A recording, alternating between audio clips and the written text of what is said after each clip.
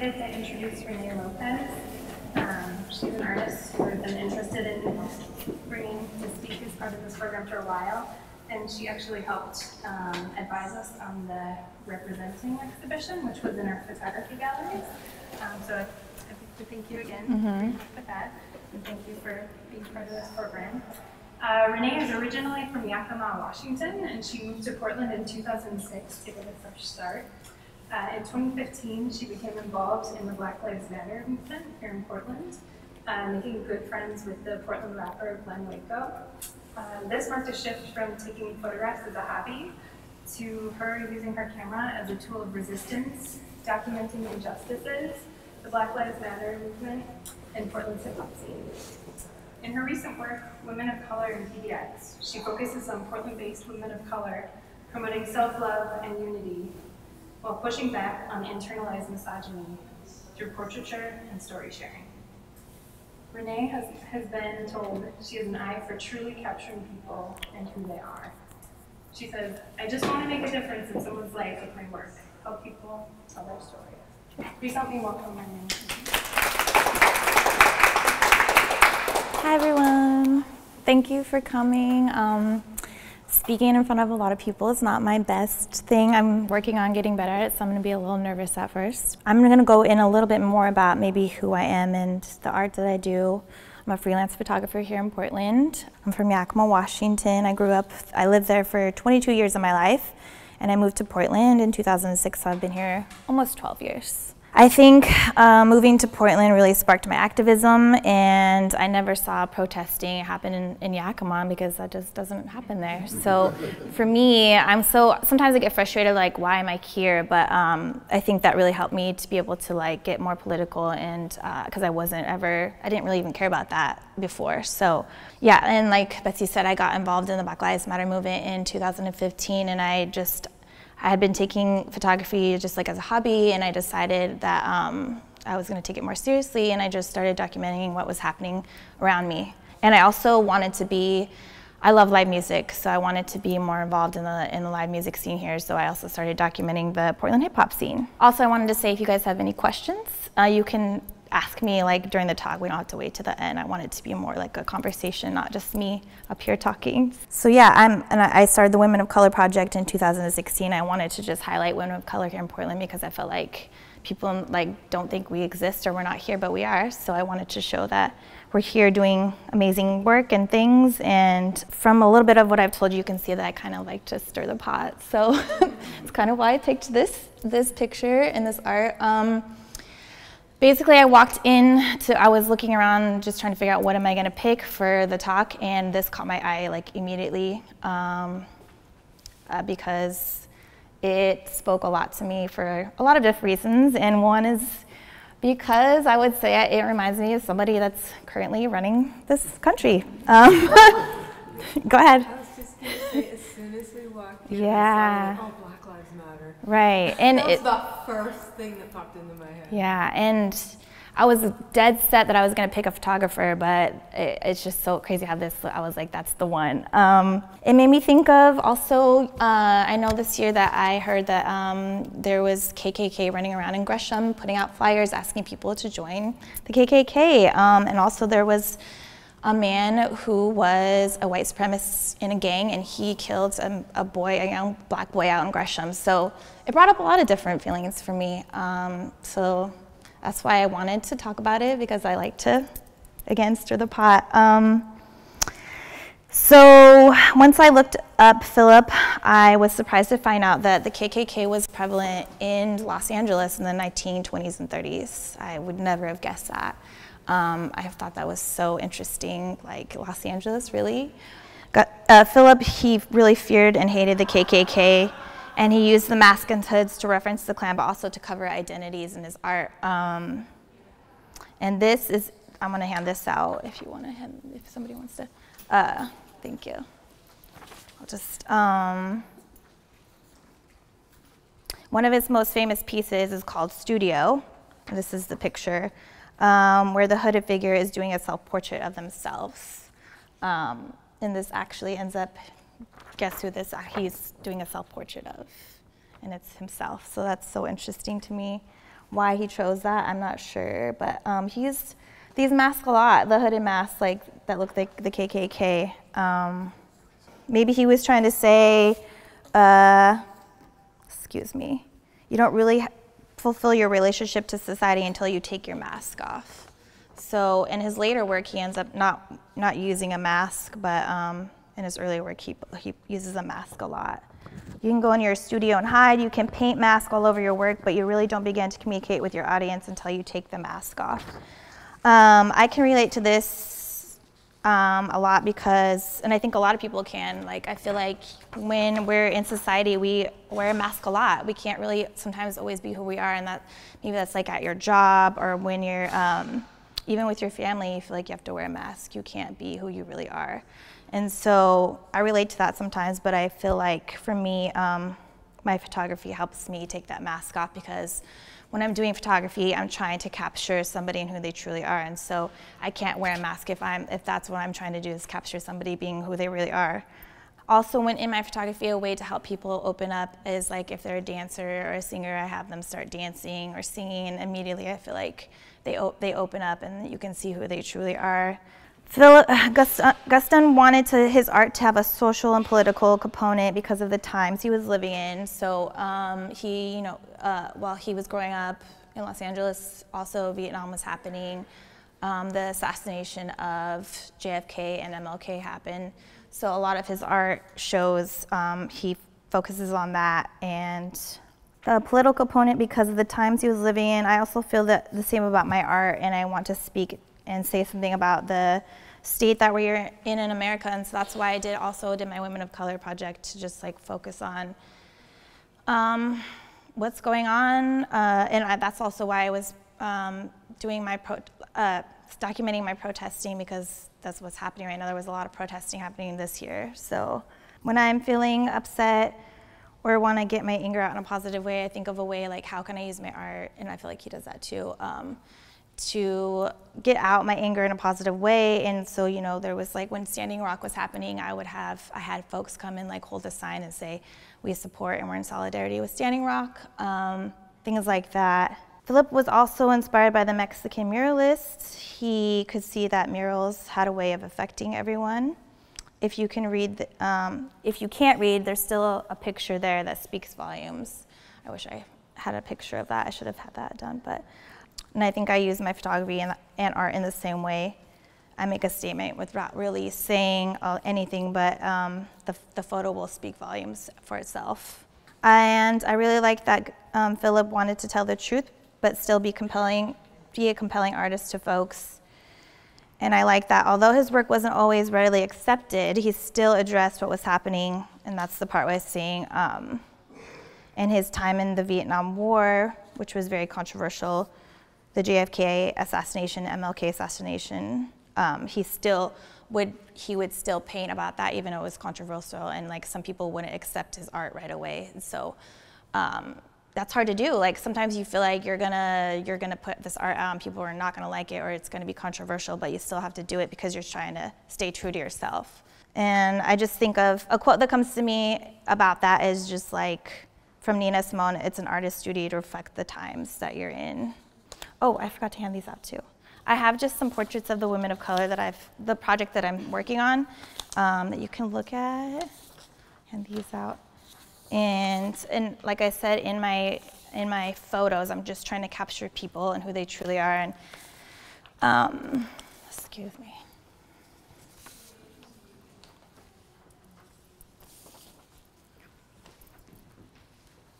Give that some more.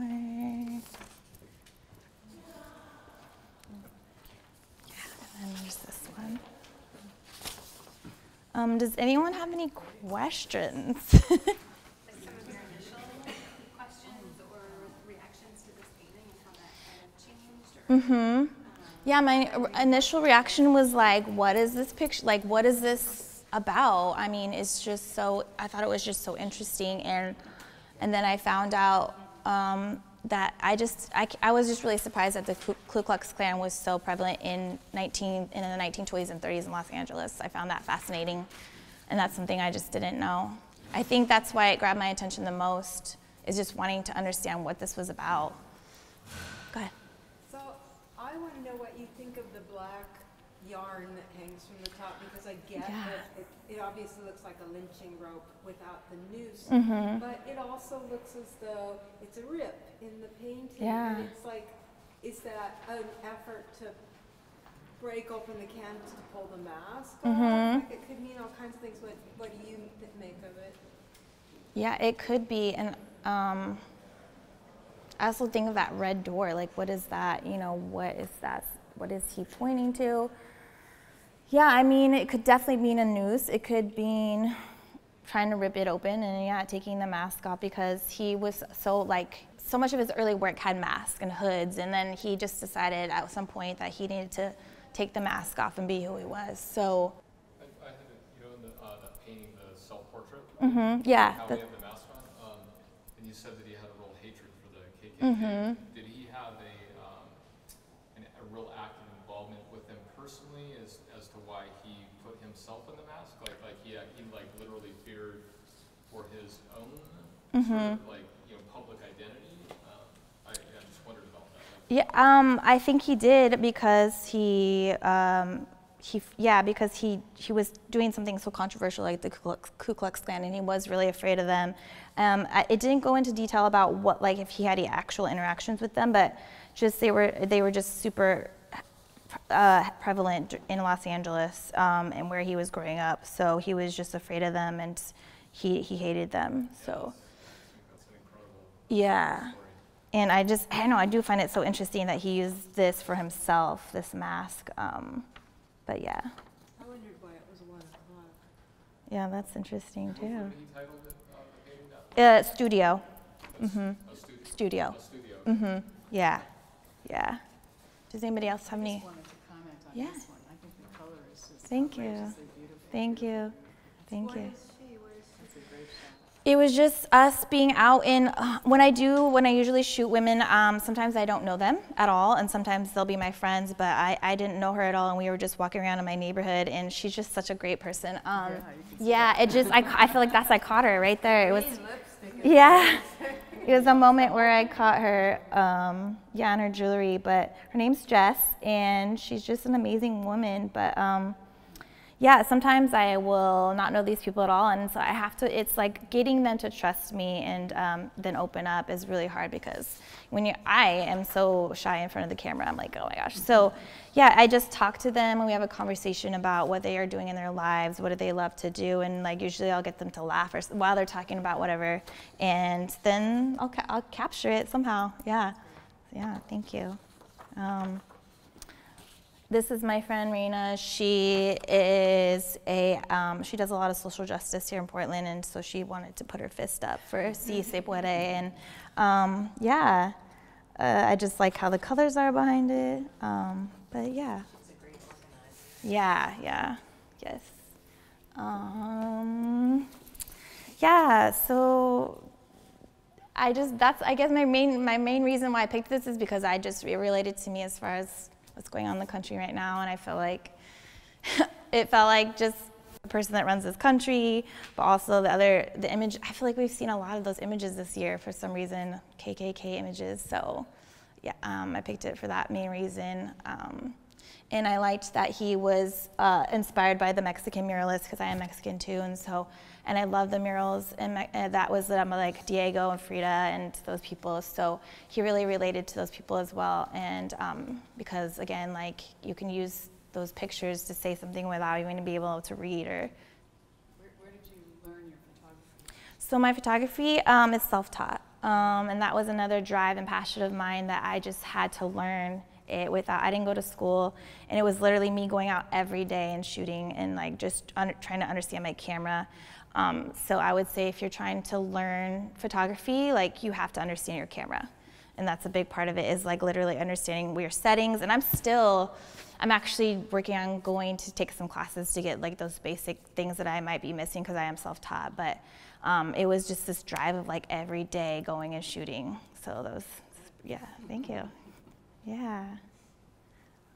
Yeah. Where do you see your work? You haven't been working all that long. Where do you see it evolving? Well, I never thought I would be doing an artist talk in the Portland Art Museum. That's pretty cool. To be honest, like as a woman of color and a person of color, like I didn't really start going to museums till maybe in the last couple of years. And so just even being in this space is kind of intimidating for me, but I feel I'm so proud that I'm here and I'm speaking, but I did like 3 gallery shows this last summer, so I'm working on maybe doing an even bigger gallery show where I'm showing my Women of Color series, but also I would love to put like on the bottom a quote from them or something they want to say, something powerful.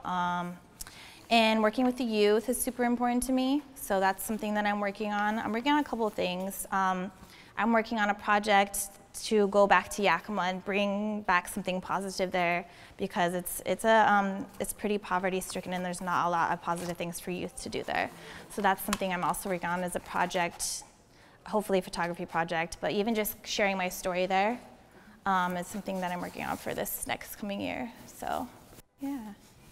Can you talk about like your experiences growing up in Yakima and like how it's different or similar to Portland? Yeah. Yeah, so growing up there, it's very Latino, so it's pretty diverse in that way I would say. So, but it's a very small town, like I said. There's no protesting that happens. I wasn't political at all until I moved here.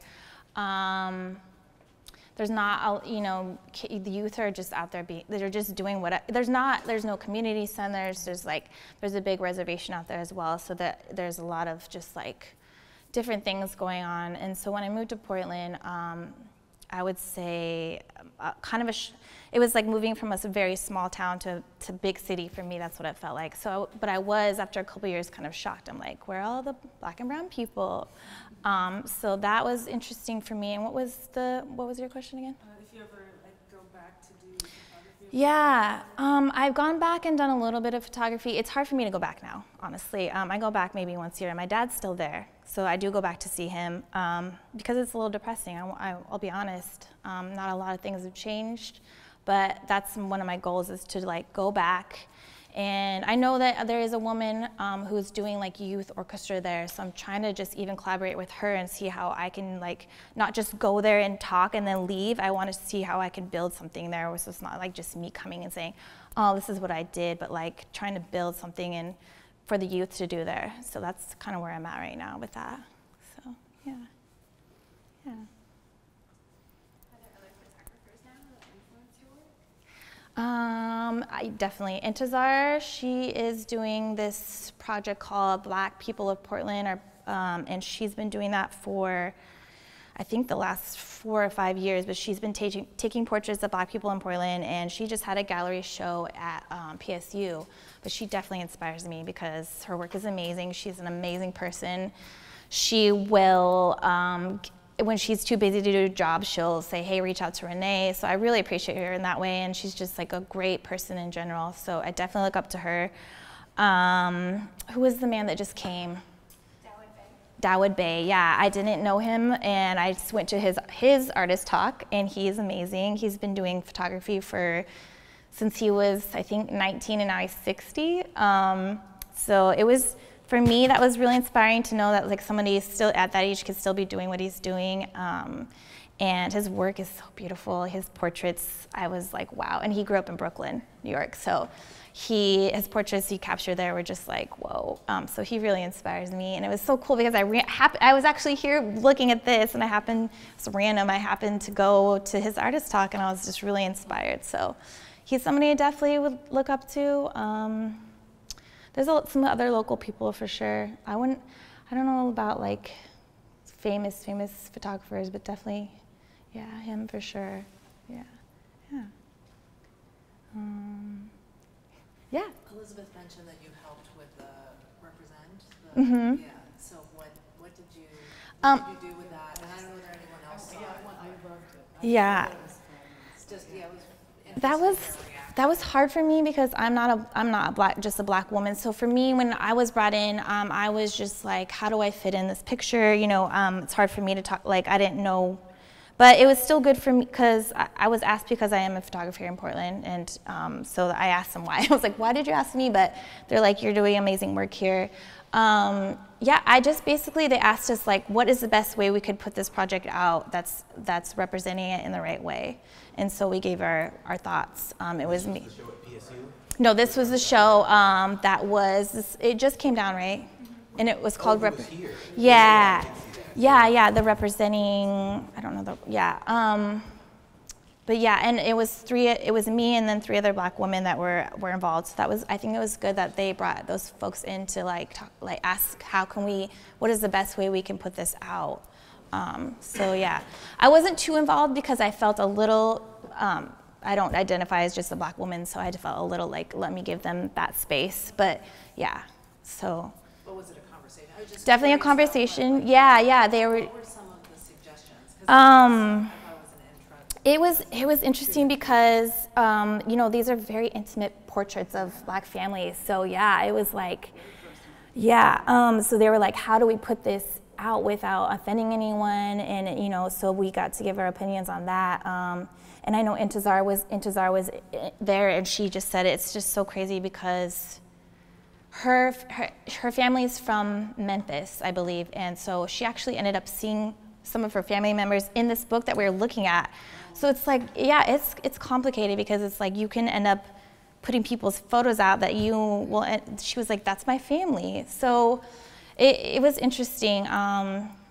But yeah, they definitely were super open to ideas and what our thoughts and like how could they best put it out. So, but that was my only interaction really. I kind of stepped away after that because I wanted to make sure that I was giving space for other people. So, yeah. I have a question. With the recent development of like Portland's creativity prospering, I know that photography, Portland, photography is becoming like one of the biggest capital, I guess, I would say, where like a lot of people are moving to Portland to pursue their creative goals. But also with the emergence of Instagram and all this social media, you're starting to see that a lot of people are starting to come up and feel like, oh, I want to be a photographer, I want to do photography. Do you see that where it's going now and how it's affecting the street culture? Do you see it kind of how would I put is it gonna reach like a downhill turn, I guess, for like a lot of I don't want to say people of color, but just people in general who are trying to become oh, I want to be a photographer. I don't want to follow this route of being a lawyer or a doctor or other stuff, but pursue a creative interest. It's hard because it's so competitive now. I feel like if you have the iPhone X now, you could be a photographer. It's really intense. So for that, I would say if you have a niche and you have something that you're really good at, stick to that. I think I'm pretty my favorite thing to do is portraits and and live music photography. So if that's if you know your niche, stick with that and don't give up, keep going, because some people will just oh, I'm going to be a photographer a minute and then they'll move on to something else. So just really trying to stick to what you know you're good at. And I don't really know what's going to happen. It is intense because so many people are doing photography now, it seems like, and it feels like it's almost easier to access a really nice camera now these days. So I don't know what's going to happen, but I would just say that's where I'm focusing is stay focused, try not to let that freak me out too much, and stay focused on your niche. So. I guess to piggyback on that question, This is my friend. So I guess to piggyback on the question, I guess with so many ways to edit photos and just kind of to recreate that moment, with photography back in the day, with film photography, there was a lot of just in the moment kind of thing. And now you're able to capture with your phone, capture with just these new methods of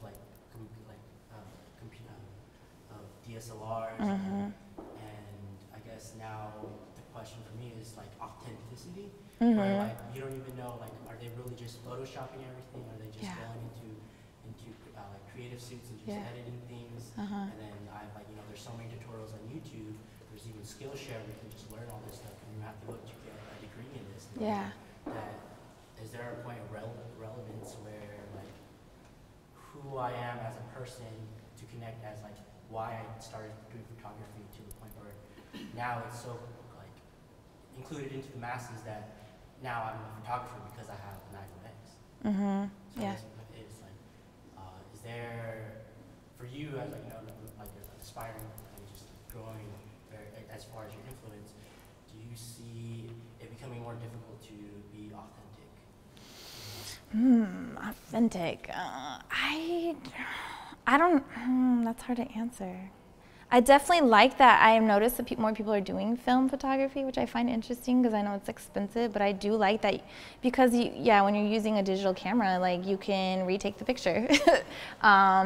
With film, it's like you have to get that shot. And like, I think that I used to film, but not, I haven't done film in a long time. So I think for me, that would be something that would push me as an artist, but I don't, authentic stuff, that's because you can Photoshop. It's crazy what you can do with Photoshop. You don't even have to, it's insane. I don't use Photoshop personally, but I don't know, that's a good question. Authentic stuff. Like, what do you mean as far as like authentic, like, what?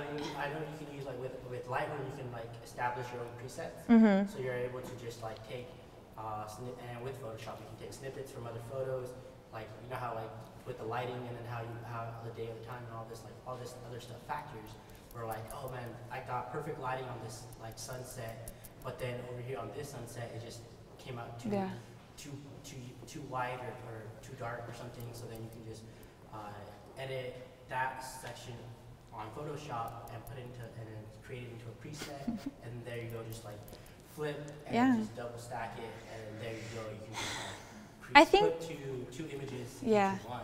I think people, I guess I can tell when it's like Photoshop like that. I'm like, this is not authentic at all. You can tell. I think you can usually tell when it's like that. It's too perfect. And that's why I like, with my photography, I'm trying to just capture a moment, and it's not perfect. I don't do too much editing. I want it to be pretty natural, as far as like, I will touch up the face, but I try to just leave it how it is because I am trying to capture something authentic. And when you're doing all this Photoshop and all that other stuff, and I know what you're talking about, there's some people I'm like, that's not even real. Like, how did you even do that? I just try to focus on that, honestly. I just try to stay, like, keep my head focused and where I'm at, and just try not, I know there's so many people doing that, but like, just try to stay focused on what you want to do and the photos you want to capture, and you just can't really let that other stuff bother you too much, because that is happening, but what can you do? So yeah. Any other questions or comments or anything? I'm just interested in like why y'all came to the artist talk. Did you hear about me, or is it just like you were interested in this art, or I read in the Art Museum newsletter a description of you, your work, and your talk. And I'm an activist in different ways, and I thought, okay, I want to see what she's about. So cool. it was really about you. And I'm a photographer. Awesome. Also. But so I wanted to hear what you had to say. Yeah, thanks. Cool. Yeah, I'd never been to an artist talk before, but I read in the book about you. And Cool. And I do policy and political work, and so it just kind of connected. Yeah, cool. Well, thanks for coming. Anyone else? Why you came tonight? I'm just interested in why you maybe came to the artist talk. I came to support a friend. It's good to see. Being in the military, I kind of moved around a lot. So from Japan to DC to like moving from LA and like just Southern California. Just being able to kind of see, a friend kind of in a big, I don't want to say big city, but like, in a growing city, kind of start like putting some like, I don't know how to put it, but it's like being put out. Just being, being put on a platform where, like, a person of color, and kind of just like, a person of color as well. It's inspiring to support your friends, but also just to see you, like. Thank you. Yeah, it takes a lot. It's a lot. I would say the biggest thing is networking and like just doing.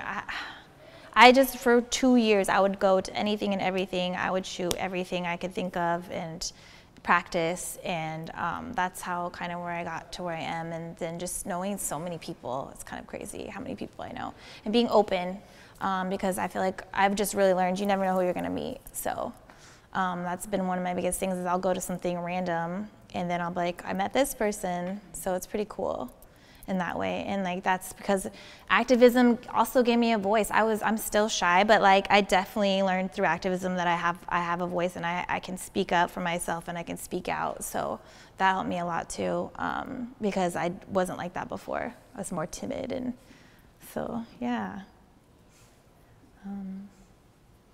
Anyone else have anything? I just read about it in the events calendar, the museum events calendar, and I enjoyed photography as well. So Awesome, yeah. Cool, thank you. Thanks for coming. I don't know what time it is. So I think that's it, unless you guys have any other questions. We're gonna go into the cafe, and please feel free to come. I'm so much better at one-on-one. That's my thing, but yeah, we're gonna go in the cafe and we're gonna have some food and drinks, and so yeah, please feel free to ask me anything else. Yeah, if you have any questions. Thank you.